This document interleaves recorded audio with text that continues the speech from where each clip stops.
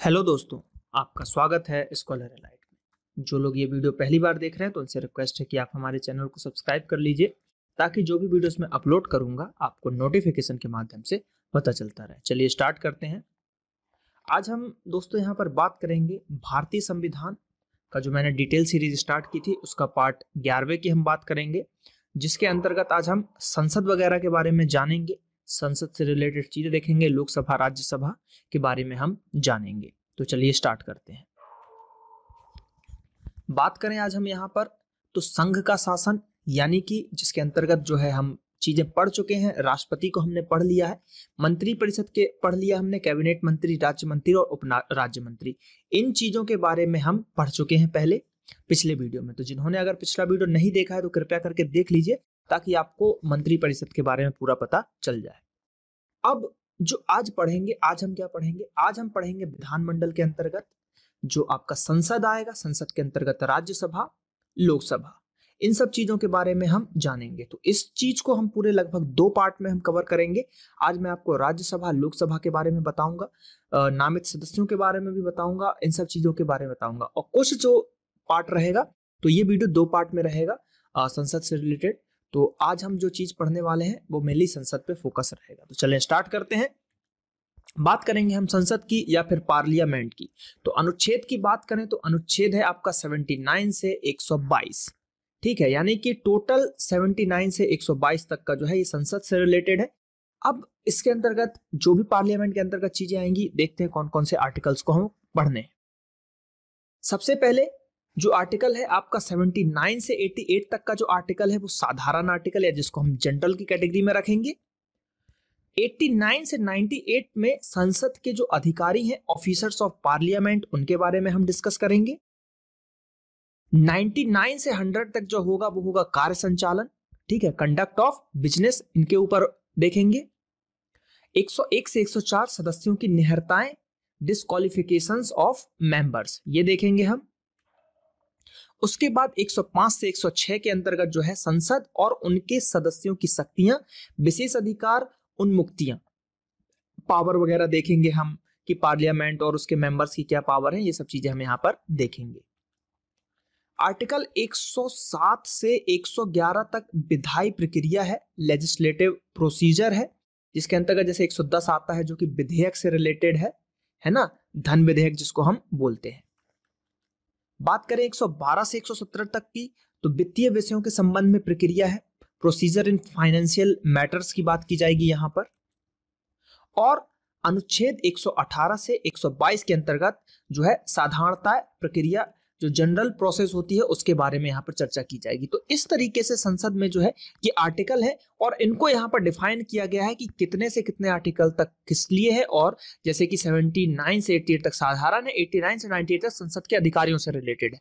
तो कभी कभी इनसे भी क्वेश्चंस बन जाते हैं, इसलिए इसको मैंने जो है सेपरेट करके यहाँ पर बना दिया गया है। अब जो आगे पढ़ने वाले हैं तो इन आर्टिकलों को हम डिटेल में देखेंगे। तो चलिए देखते हैं। बात करेंगे हम संसद की, पार्लियामेंट की, तो उसके अनुसार यानी कि आर्टिकल की बात करें तो 79 आर्टिकल होता है आपका संसद से। अब बात करते हैं, देखिए संसद के बारे में क्या चीजें हैं। भारतीय संविधान ने देश की शासन प्रणाली के रूप में संसदीय शासन व्यवस्था को चुना है। अब संसदीय शासन व्यवस्था जो कि कहां से लिया गया है ब्रिटिश से। इस शासन व्यवस्था में विधायिका एवं कार्यपालिका का सुंदर समन्वय होता है। इसमें कार्यपालिका शक्ति विधान मंडल के जनता द्वारा प्रत्यक्ष रूप से निर्वाचित और बहुमत दल के सदस्य समूह के हाथों निहित होती है। यह शक्ति उनके पास तभी तक रहती है जब तक कि उन्हें विधानमंडल में निर्वाचित सदस्य में बहुमत प्राप्त होता है, ठीक है। भारतीय संविधान के अंतर्गत संघीय विधानमंडल को संसद की संज्ञा प्रदान की गई है और यह संसद द्विसदनात्मक सिद्धांतों के आधार पर संगठित की गई है। अनुच्छेद 79 के अनुसार संघ के लिए एक संसद होगा जो राष्ट्रपति और दोनों सदनों से मिलकर बनेगी, जिनके नाम क्रमशः राज्यसभा और लोकसभा। यानी कि संसद की अगर हम बात करते हैं तो ये 3 चीजों से मिलकर बना होता है, राष्ट्रपति, लोकसभा तथा राज्यसभा। इन तीनों को मिलाकर यहां पर संसद का निर्माण होता है और इसमें बहुमत से होता है, जैसे राज्यसभा हो गया, लोकसभा हो गया, तो इसमें सदस्य होते हैं और उनसे ही रिलेटेड, यानी कि जिनको हम मिनिस्टर वगैरह बोलते हैं, तो उनसे रिलेटेड जो भी चीजें होती है वो संसद के अंतर्गत आती है। वही उनके ऑफिसर्स की ड्यूटीज होगी तो वो भी हम पढ़ेंगे। तो ये सब चीजें जो है आपके संसद से रिलेटेड होती है। बात करें तो अब साधारण यानी कि जनरल जो चीजें हमने देखी थी, यानी कि 79 से 88 तक 88 का आर्टिकल जिसको हम आर्टिकल के रूप में हमने लिया था, उसके अंतर्गत अनुच्छेद 79 की बात करें तो संसद के गठन के बारे में बताया गया है।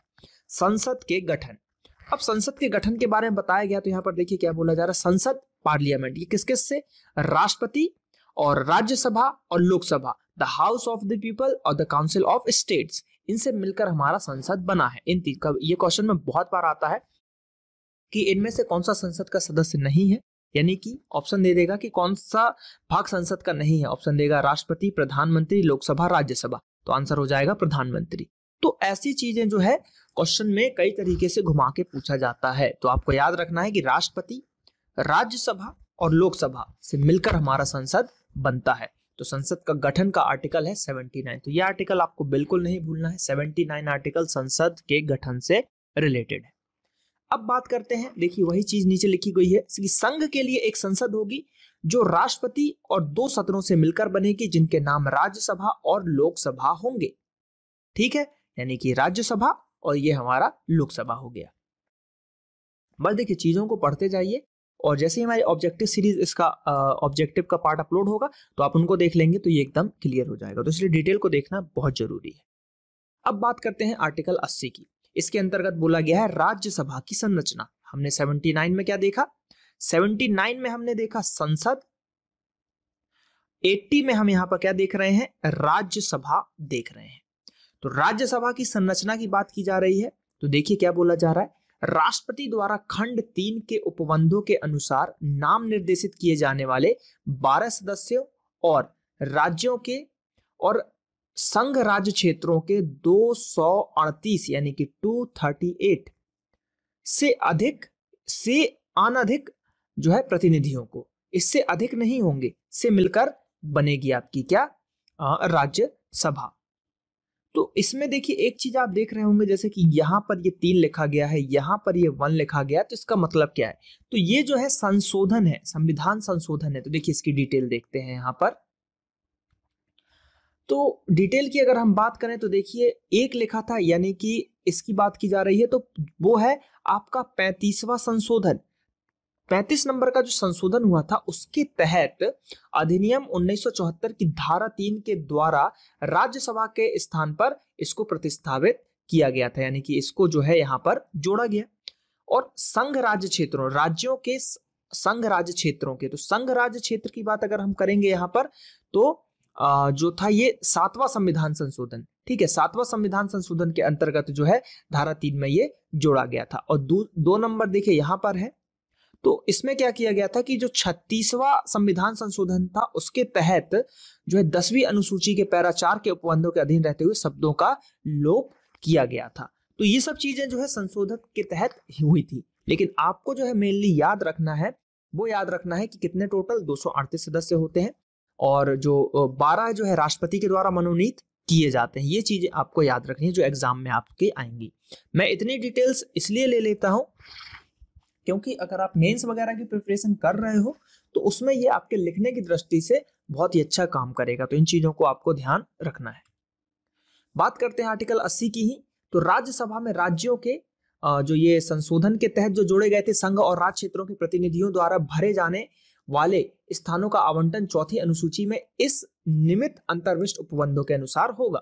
राष्ट्रपति द्वारा खंड 1 के उपखंड का के अधीन नाम निर्देशित किए जाने वाले सदस्य ऐसे व्यक्ति होंगे जिन्होंने निम्नलिखित विषयों में जो है व्यवहारिक या उनको अनुभव होगा, अर्थात यानी कि साहित्य में, विज्ञान में, कला में और समाज सेवा में। ठीक है, साहित्य, कला, विज्ञान, समाज सेवा से रिलेटेड जो लोग होंगे उनको 12 लोगों को राष्ट्रपति राज्यसभा में मनोनीत कर सकता है, ऐसा हमारे संविधान में वर्णित है। 7वां संविधान संशोधन 1956 धारा 3 के तहत इसको जोड़ा गया था। ये जो 3 है यानी कि ये, तो ये जो है आपका संविधान संशोधन से रिलेटेड चीजें हैं। बात करते हैं 80 में भी चौथे पॉइंट की। राज्यसभा में प्रत्येक राज्य के प्रतिनिधियों का निर्वाचन उस राज्य की विधानसभा के निर्वाचित सदस्यों द्वारा अनुपातिक प्रतिनिधित्व पद्धति के अनुसार एकल संक्रमणीय मत के द्वारा ही किया जाएगा, यानी कि जो सदस्य होंगे उनका जो निर्वाचन सदस्यों की जो प्रक्रिया होगी, निर्वाचन की प्रक्रिया होगी, वो कैसी होगी? वो होगी अनुपातिक प्रतिनिधित्व पद्धति के अनुसार, जो कि आपका राष्ट्रपति का भी यही प्रक्रिया होता है, अनुपातिक प्रतिनिधित्व पद्धति के अनुसार एकल संक्रमणीय मत द्वारा। तो ये आपको कभी भी अगर जैसे मेंस वगैरह में आप लिखेंगे और इस वर्ड को अगर आप पूरा एज इट इज लिख देते हो तो आपका आंसर बहुत ही अच्छा माना जाएगा, क्योंकि ये पूरा प्रक्रिया अपने आप में बहुत ही अच्छी प्रक्रिया है और इसको नाम इसका इतना थोड़ा सा टफ सा रहता है जो हमको याद नहीं होता। तो ये याद रखना, अनुपातिक प्रतिनिधित्व पद्धति के अनुसार एकल संक्रमणीय मत द्वारा। तो इस चीज को आपको भूलना नहीं है। और राज्यसभा में जो उसके प्रतिनिधि होंगे ऐसे रीति से चुने जाएंगे जो संसद विधि द्वारा विहित करे। ठीक है, चलिए देखिए 4 जो था वो भी 7वां संविधान संशोधन के तहत जो है 1956 में पहली अनुसूची के भाग क ख में जो है जोड़े गए थे और शब्दों का लोप भी किया गया था। और 5वां भी जो है आपका ये भी 7वें संशोधन के तहत पहली सूची के भाग ग में इसके स्थान पर प्रतिस्थापित किया गया था। तो ये सब चीजें जो है संविधान संशोधन के तहत इनको यहाँ पर जोड़ा गया है। बात करते हैं राज्यसभा के बारे में और चीजें। तो राज्यसभा में राज्यों का प्रतिनिधित्व जनसंख्या के आधार पर निश्चित किया जाता है। जिस राज्य की जनसंख्या अन्य राज्यों की अपेक्षा अधिक है उस राज्य को अन्य राज्यों की अपेक्षा प्रतिनिधित्व भी अधिक दिया जाता है। उदाहरण के लिए हरियाणा 5 प्रतिनिधि राज्यसभा में भेज सकता है, जबकि अकेले उत्तर प्रदेश को 31 प्रतिनिधि भेजने का अधिकार दिया गया है। राज्यसभा का पहली बार गठन 1952 में किया गया था। राष्ट्रपति उन व्यक्तियों को राज्यसभा का सदस्य मनोनीत करता है जिन्हें साहित्य, कला, विज्ञान तथा समाज सेवा के क्षेत्र में विशेष ज्ञान या अनुभव प्राप्त हो। वर्तमान में राज्यसभा में 245 सदस्य हैं, जिसमें 233 सदस्य राज्यों एवं संघ शासित प्रदेशों से निर्वाचित 12 सदस्य राष्ट्रपति के द्वारा मनोनीत होते हैं। यानी कि टोटल अगर हम बात करें तो 245, जिसके अंतर्गत 233 जो है राज्य और राज्य संघ से आपके निर्वाचित हैं और 12 सदस्य जो हैं वो राष्ट्रपति इनको मनोनीत करता है। तो इस प्रकार आपके टोटल कितने 245 सदस्य हो गए। अब बात करते हैं यहाँ पर कुछ और चीजों की। आर्टिकल 81 की अगर हम बात करें, 81 लोकसभा की संरचना। तो लोकसभा की संरचना में क्या करें, अनुच्छेद 331 के उपबंधों के अधीन रहते हुए, ठीक है, रहते हुए लोकसभा राज्य के प्रादेशिक निर्वाचन क्षेत्रों के प्रत्यक्ष निर्वाचन द्वारा चुने गए। उसमें 530 से अधिक लोग नहीं होंगे, ऐसा यहां पर बोला गया है।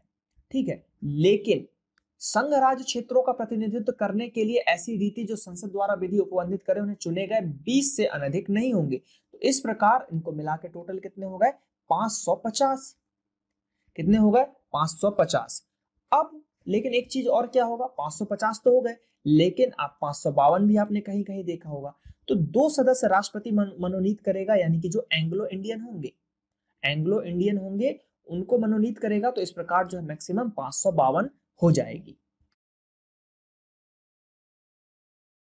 अब देखिए यहां पर अगर हम बात करें तो ये चीजें जो दी गई हैं ये संविधान संशोधन से रिलेटेड है कि कौन सा संशोधन कब हुआ। जैसे ये 530 गोवा दमन द्वीप पुनर्गठन अधिनियम जो हुआ था 1987 में कि धारा 63 के द्वारा जो है इसमें 525 के स्थान पर इसको प्रस्तावित किया गया, यानी कि पहले 525 थे, फिर इसको यहाँ पर 530 किया गया था। ठीक है, फिर जो ये वाला है आपका, ये हुआ था 31वां संविधान संशोधन के अधिनियम के तहत। इसमें क्या 25 सदस्यों के स्थान पर प्रस्तावित किया गया था, यानी कि पहले 25 थे, फिर इसको घटाकर 20 कर दिया गया। तो ये सब चीजें जो है संविधान संशोधन के द्वारा यहाँ पर की गई है। अब 81 आर्टिकल की बात कर रहे हैं, यानी कि ये लोकसभा से रिलेटेड है आपका। देखिए सीधे लाइन से याद रखना है 79, 80 और 81, संसद, राज्यसभा, लोकसभा। ठीक है, क्यों, पहले संसद बढ़ा क्योंकि इन दोनों से मिलकर बना है, फिर उसमें भी राज्यसभा को हम उच्च सदन बोलते हैं, ये बढ़ा, और लोकसभा निम्न सदन हम बोलते हैं। तो इस तरीके से आपको याद रखना 79 और 81। प्रत्येक राज्य को लोकसभा के स्थानों का आवंटन ऐसी रीति से किया जाएगा कि स्थानों की संख्या में उस राज्य की संख्या का अनुपात सभी राज्यों के लिए यथासाध्य एक ही हो, और प्रत्येक राज्य को प्रादेशिक निर्वाचन क्षेत्र में ऐसी रीति से विभाजित किया जाएगा कि प्रत्येक निर्वाचन क्षेत्र की जनसंख्या को उसको आवंटित स्थानों की संख्या के अनुपात में समस्त राज्य में यथासाध्य एक ही हो। परंतु इस खंड के उपखंड के उपबंध में किसी राज्य की लोकसभा में स्थानों का आवंटन के प्रयोजन के लिए तब तक लागू नहीं रहेंगे जब तक कि उस राज्य की जनसंख्या 60 लाख से अधिक नहीं हो जाती। तो ये जो है संविधान संशोधन के तहत यहाँ पर किया गया है। तो ये कब किया गया था? 31वां संविधान संशोधन के तहत ये चीजें यहाँ पर जो है जोड़ी गई हैं। अब इस अनुच्छेद में जनसंख्या पद ऐसी अंतिम पूर्ववर्ती जनगणना के अभिनिश्चित की गई है, यानी कि की गई जनसंख्या अभिप्रेत है जिसके सुसंगत आंकड़े प्रकाशित हो गए हैं। परंतु इस खंड में अंतिम पूर्ववर्ती जनगणना के प्रति जिसके सुसंगत आंकड़े प्रकाशित हो गए हैं निर्देश का जब तक सन 2026, यानी कि 2026 की बात की गई है संविधान संशोधन के अंतर्गत, देखेंगे हम उसको, कि पश्चात की गई पहली जनगणना के सुसंगत आंकड़े प्रकाशित नहीं हो जाते, यह अर्थ लगाया जाएगा कि वह खंड मतलब पहला खंड, दूसरा खंड के उपखंड और उस खंड के परंतुक के प्रयोजनों के लिए 1971 की जनगणना के प्रति निर्देश हैं। ठीक है, यानी कि मेनली जो है यहाँ पर बात ऐसी की जा रही है, बात यह की जा रही है कि यह जो है जनगणना से यहाँ पर रिलेटेड है। ठीक है, और 2 के उपखंड में यह बोला गया है कि जो जनगणना होगी तो उससे रिलेटेड जो भी चीजें होंगी, यानी कि जैसे यहाँ पर 2026 की बात की जा रही है, यहाँ पर 2001 की जनगणना की बात की जा रही है, तो जैसे जैसे आपका जनगणना होता जाएगा उस हिसाब से यहाँ पर रिलेटेड चीजें दी जाएंगी।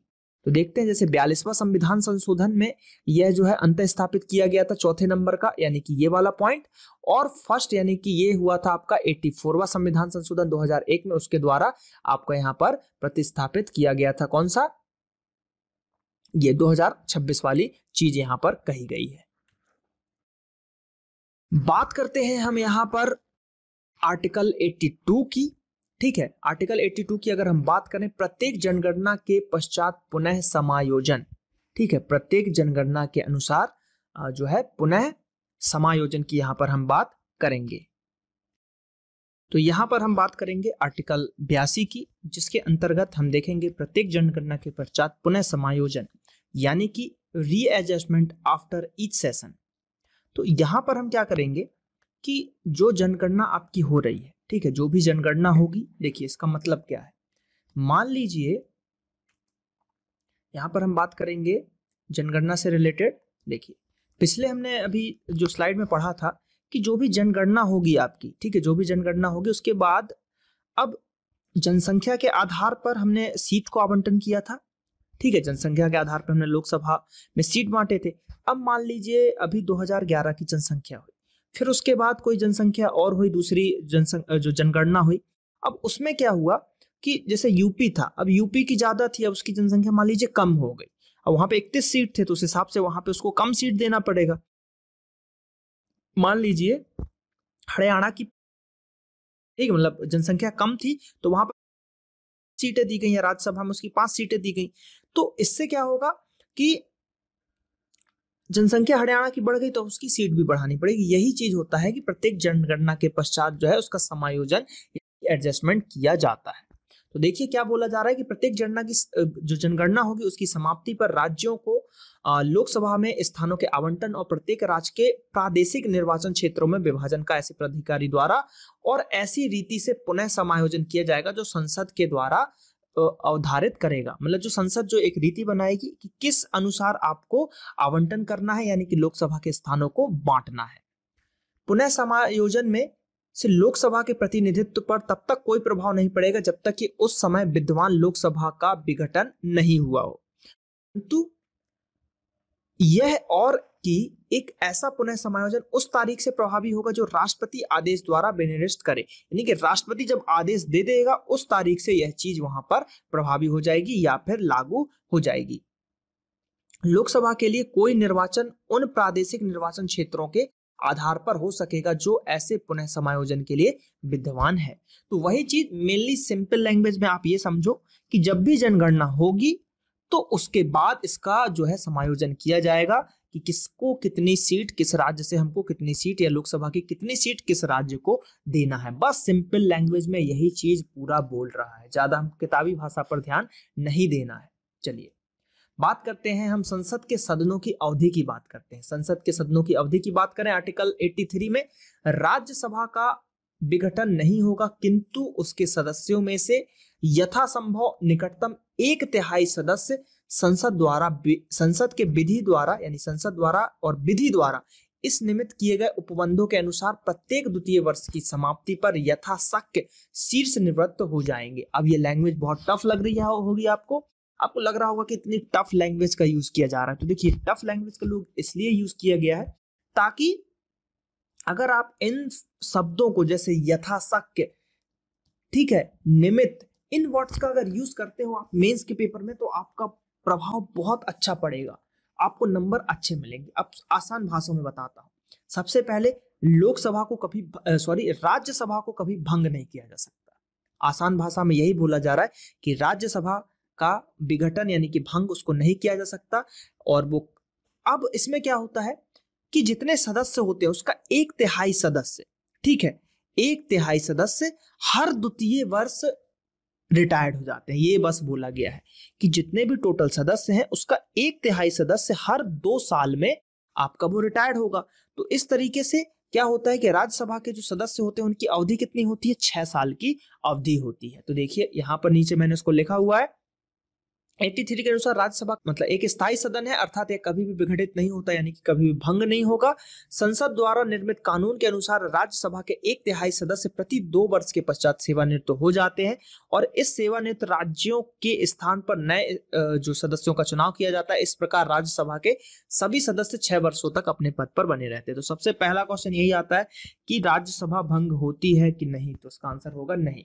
अब एक क्वेश्चन और बनेगा यहां से कि राज्यसभा जो होगा उसके हर 2 वर्ष में कितने वहां के सदस्य रिटायर्ड होते हैं? तो कितने?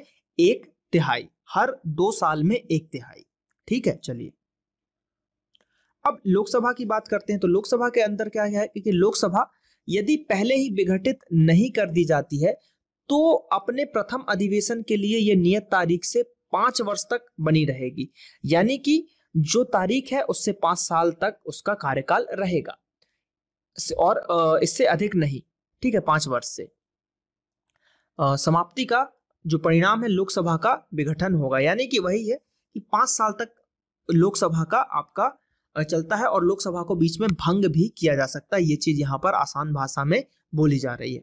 परंतु उक्त अवधि को यानी कि जिस समय से उसकी नियत तारीख से वो स्टार्ट हुआ, जब आपातकाल की घोषणा होगी और उसमें परिवर्तन होगा तब संसद विधि द्वारा ऐसी अवधि के लिए बढ़ सकेगी जो एक बार में 1 वर्ष से अधिक नहीं होगी। यानी कि अगर उसकी अवधि है तो उसकी अवधि को आपातकाल के दौरान बढ़ा सकते हैं और वो एक बार में 1 साल से अधिक नहीं जो है बढ़ेगी। ये चीज यहाँ पर बोला गया है, ठीक। आसान भाषा में अगर बात करें तो एक बार में 1 वर्ष से ज्यादा अधिक नहीं होगी और उद्घोषणा के जो प्रवर्तन है में ना रह जाने के पश्चात उसका विस्तार किसी भी दशा में 6 माह की अवधि से अधिक नहीं होगा। चलिए देखिए यहाँ पर जो चीज मैं बताना चाह रहा हूं, ये देखिए एक जो लिखा हुआ है, ये देखिए कौन सा 44वां संविधान संशोधन की धारा जो है 13 के अनुसार 6 वर्ष शब्दों के स्थान पर प्रस्तावित किया, यानी कि पहले 6 वर्ष था, अब इसको जो है कितना 5 वर्ष कर दिया गया। तो ये चीजें आपको थोड़ी सी ध्यान रखना है कि जो है 44वां संविधान संशोधन का उसके तहत इसको जो है 6 से 5 वर्ष किया गया। बात करते हैं आर्टिकल 84 की। तो संसद की सदस्यता के लिए अहर्ताएं यानी कि क्वालिफिकेशन की यहाँ पर बात की जा रही है। कोई व्यक्ति संसद के किसी स्थान को भरने के लिए या फिर उसे चुने जाने के लिए तब कब होगा आहत, यानी कि उसकी क्वालिफिकेशन क्या होगी? तो पहले तो भारत का नागरिक होना चाहिए और निर्वाचन आयोग द्वारा इस निमित्त प्राधिकृत किसी व्यक्ति के समक्ष तीसरी अनुसूची में इस प्रयोजन के लिए दिए गए प्रारूप के अनुसार शपथ लेता है और यह प्रतिज्ञान करता है कि वह उस पर अपने हस्ताक्षर करता है।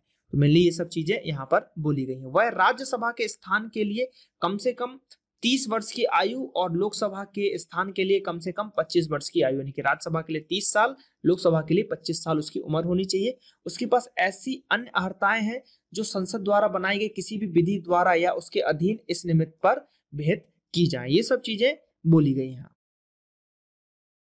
संसद के सत्र या फिर सत्र जो है समय पर उससे रिलेटेड चीजें, सत्रावसान और विघटन यानी कि सेशन ऑफ पार्लियामेंट की बात की जा रही है।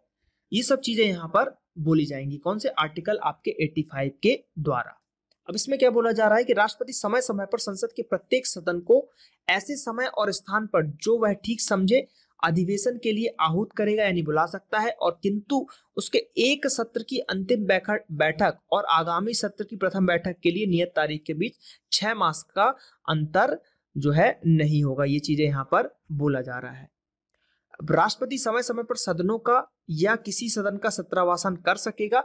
लोकसभा का विघटन भी वह कर सकता है। कौन? हमारा राष्ट्रपति। आर्टिकल 86 की अगर हम बात करें तो 86 में क्या बोला जा रहा है? सदनों के अभिभाषण का और उनको संदेश भेजने का राष्ट्रपति का अधिकार। ठीक है, राष्ट्रपति संसद के किसी एक सदन में या एक साथ समय के दोनों को एक साथ बुलाकर उसका अभिभाषण करेगा और इस प्रयोजन के लिए सदस्यों की उपस्थिति की अपेक्षा कर सकता है। राष्ट्रपति संसद में उस समय लंबित किसी विधेयक के संबंध में संदेश या कोई अन्य संदेश संसद के किसी सदन को भेज सकता है या भेज सकेगा। जिस सदन को कोई संदेश इस प्रकार भेजा गया है वह सदन उस संदेश द्वारा विचार करने के लिए अपेक्षित विषय पर सुविधा अनुसार शीघ्रता से विचार करेगा। यानी कि वही चीज बात जा रही, कोई भी विधेयक है उसको वो वापस भेजेगा आपके संसद के पास कि आप भैया इस पे फिर से विचार कीजिए, इसके विषय को देखिए, शीघ्रता से इस पर विचार कीजिए। तो ये सब राष्ट्रपति संसद को बोल सकता है और संसद के दोनों सदनों को बुलाकर जो है उसके अभिभाषण करेगा, स्टार्टिंग में करेगा, अंत में करेगा। ये सब चीजें राष्ट्रपति संसद से रिलेटेड चीजें यहाँ पर कर सकता है। अब राष्ट्रपति का विशेष अभिभाषण, स्पेशल जो एड्रेस बाय द प्रेसिडेंट। बात करें राष्ट्रपति लोकसभा के लिए प्रत्येक साधारण निर्वाचन के पश्चात प्रथम सत्र के आरंभ में और प्रत्येक वर्ष के प्रथम सत्र के आरंभ में एक साथ समवेत संसद के दोनों सदनों में अभिभाषण करेगा और संसद को उसके आह्वान के कारण बताएगा। यानी कि वही है संसद, यानी कि लोकसभा जो है हमारी, लोकसभा के प्रत्येक जो भी निर्वाचन होता है उसके बाद जो पहला सत्र होता है उसमें, और जो एक साथ लोकसभा और राज्यसभा के उसमें अभिभाषण अभिव्यक्ति देता है हमारा राष्ट्रपति। और प्रत्येक जो सेकंड पॉइंट है यहाँ पर, प्रत्येक सदन की प्रक्रिया का जो है आपका विनियमन। ठीक है, विनियमन की बात करें तो करने वाले नियमों द्वारा ऐसे अभिभाषण में निर्दिष्ट विषयों की चर्चा के लिए समय नियत करने के लिए उपबंध यहाँ पर किया गया है। तो ये सब चीजें जो है राष्ट्रपति, सीधी सीधी बात है, आपको ये याद रखना है कि जब संसद का निर्वाचन हो जाता है, लोकसभा राज्यसभा से रिलेटेड चीजें, प्रक्रिया पूरी हो जाती है, तो उसका जो पहला सत्र होता है वो राष्ट्रपति बुलाता है। ये चीज आपको याद रखना है। और वर्ष के जो है और प्रत्येक वर्ष का प्रथम सत्र के आरंभ में भी राष्ट्रपति जो है अभिभाषण करता है। तो ये बस आपको याद रखना है। यहाँ आर्टिकल 88 की बात करें तो इसके अंतर्गत हम देखते हैं सदनों के बारे में मंत्री और महान्यायवादी के अधिकार। प्रत्येक मंत्री, मिनिस्टर और भारत के महान्यायवादी यानी कि अटॉर्नी जनरल ऑफ इंडिया को यह अधिकार होगा कि वह किसी भी सदन में, दोनों सदनों की संयुक्त बैठक में और संसद की किसी समिति में जिसमें उनका नाम सदस्य के रूप में दिया गया है, बोले और उनकी कार्य जो है वाहियों में अन्यथा भाग लें, किंतु इस अनुच्छेद के आधार पर वह मत देने का हकदार नहीं होगा। मेनली यहाँ पर बात यही की जा रही है महान्यायवादी की कि वो किसी भी सदन में जाकर बैठ सकता है। उनकी दोनों सदनों की बैठक, संसद की समितियों में उनका नाम सदस्य के रूप में वो दिया गया है, वह बोल सकते हैं, भाग ले सकते हैं, लेकिन बस वो मत या वोटिंग नहीं कर सकते। ठीक है, ये चीज यहाँ पर बताई गई है अटॉर्नी जनरल के बारे में, rights of minister and attorney general के बारे में यहाँ पर बोला गया है। ठीक है, चलिए, तो यहाँ पर जो है ये वीडियो संसद का पार्ट 1 था, जिसके अंतर्गत कुछ चीजें देखी। अभी पार्ट 2 इसका बाकी है, जिसके अंतर्गत और चीजें हम देखेंगे। तो पार्ट 2 जल्द ही आप लोगों के सामने आएगा, तो हमारे चैनल को सब्सक्राइब कर लीजिए ताकि आप ज्यादा से ज्यादा वीडियोस को देख सके। चलिए, मिलते हैं अगले वीडियो में। धन्यवाद। जय हिंद, जय भारत।